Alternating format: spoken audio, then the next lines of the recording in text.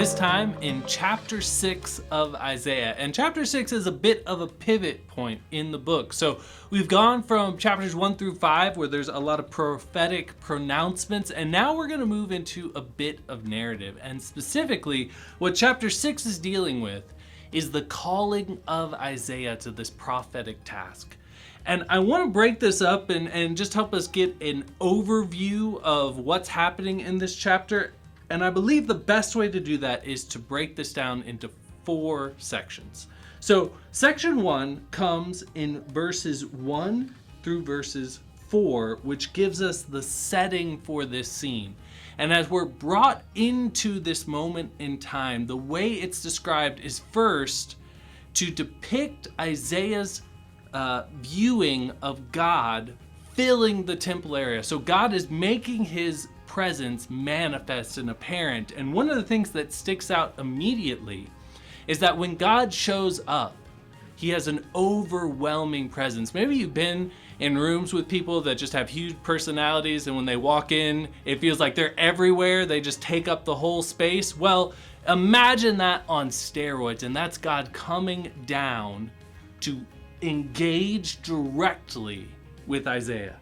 Then we get to verses 5 through 7, and we have Isaiah's response to God's presence, and it is a response of utter unworthiness.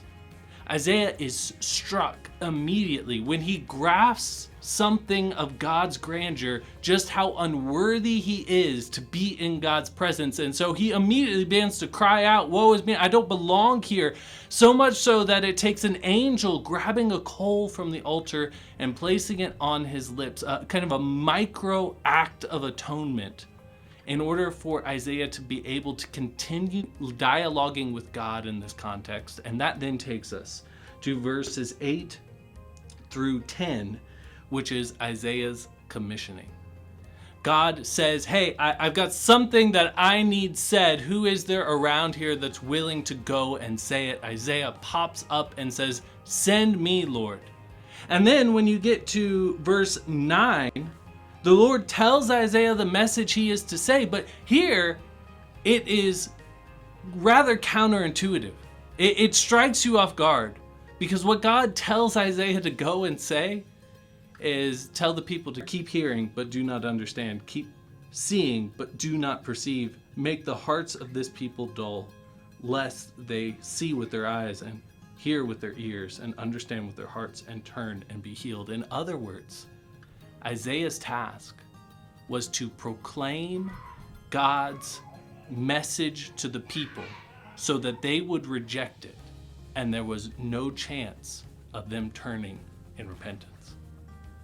Well, naturally, you can imagine Isaiah is struck kind of off guard by this, and so the last section of the chapter, verses 11 through 13, is Isaiah's response, and he's essentially asking the Lord, "Lord, how long is this judgment you're about to bring on the people going to last?" And the Lord's response is, "Until cities lie waste without inhabitants, and houses without people, and the land is a desolate waste."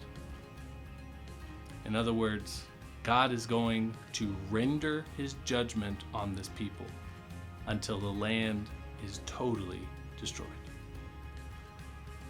So that's Isaiah's calling. We're going to turn it over to your life group leaders now and let you all unpack this in a little bit more detail.